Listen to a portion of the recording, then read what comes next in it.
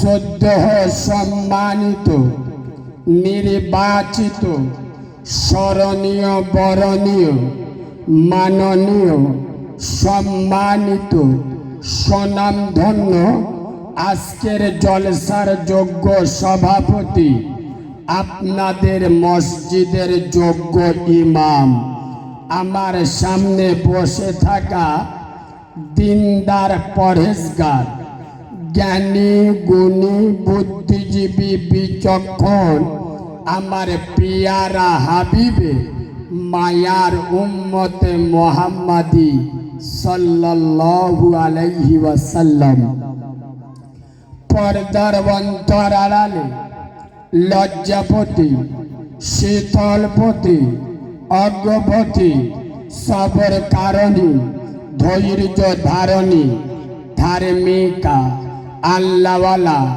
আল্লাহ ভীরু, খোদা ভীরু, আমার সোনামণি মা ও বোনেরা, যতক্ষণ কথা বলবো আল্লাহ যেন বক্তা এবং শ্রোতা উভয়কে আমল করার তৌফিক দান করে।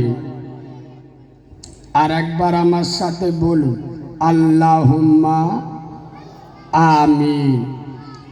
আমি এই কথাটা বাংলার প্রতিটা জায়গায়, বাংলা কেন, বাংলার বাইরে আমার যেখানে দাওয়াত হয়, যারা বাংলা ভাষা বোঝে, আমি প্রতিটা জায়গায় এই কথাটা দিয়ে শুরু করি। কেন জানেন আব্বা? আপনারা মনে মনে করছেন এখানে যতগুলো মাল মাথায় টুপি দিয়ে বসে গেছে সব জিবরাইলের ভূত ভাই, তাই না? কিন্তু জলসাটা শেষ হয়ে যায়, রাস্তায় ওটা টাইম দিবি, বুঝতে পারবেন পাক্কা শয়তানের খালাতো ভাই। ওই জন্য প্রথমে একটা কথা বলি, বর্তমান বাংলার মুসলমানের বাচ্চারা এরা ধর্ম মানে আবেগ দিয়ে, বিবেক দিয়ে কথা বলুন নয়।